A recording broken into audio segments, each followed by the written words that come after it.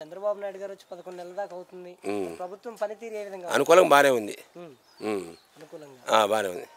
అంటే ఏ విధంగా అంటారు? ఇప్పుడు చాలా వరకు కూడా నేను వచ్చిన తర్వాత పథకాలు అనేవి రావట్లేదు అంటున్నారు. ఇప్పుడు వదులుతుండగా పథకాలు ఇప్పుడే వదులుతుండగా అప్పుడు అంటే నువ్వు ఇప్పుడు వదులుతుండగా పథకాలు బాగానే పర్లేదు ఇప్పుడు వదులుతుండగా పథకాలు అయితే వదులుతున్నారు. ఇబ్బంది లేదు.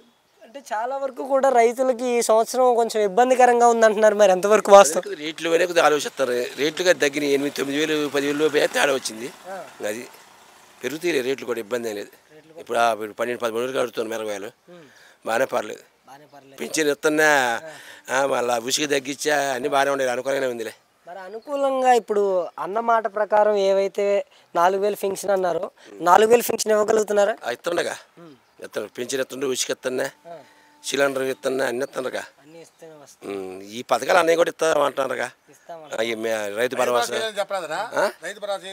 యాత్ర అంటే ఇప్పుడు ఈ నెల యాత్ర ఈ నెల 10-15 తారీఖులో వేస్తామని చెప్పారు. పేపర్లో కూడా రాశారు ఇందాక.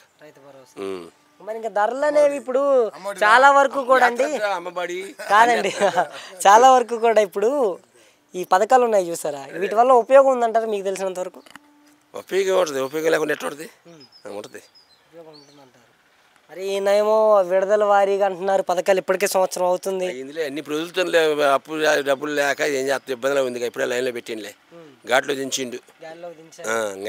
అనుకూలంగానే ఉంది ఇప్పుడైతే. ఇప్పుడు ఇబ్బంది లేదు. రేట్ లేదంటే సమస్య ఒకటి. మిరగాయలు రేట్ లేదుగా. పత్తికి మిర్చికి లేదని అదే సమస్య. ఏం లేదు. ఏం పర్లేదు. ఇప్పటికైతే ఇంకా అసలు ఇబ్బంది అనేది లేదంటారు. ఇబ్బంది లేదు.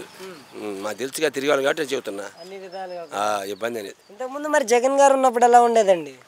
అయ్యే ఉంది ఆయన సంగతిలో ఎందుకు ఆపచ్చు ఎందుకు అనుకుంటూ మనకి ఇప్పుడు సరే పర్లేదు. ఇప్పటికైతే ఇది చదివితే బాగానే ఉంది. పర్లేదు. అది రైతులకు మరి నిరుడుతో పోల్చుకున్న ధరలు ఈ సంవత్సరం ఎందుకని లేవంటారు?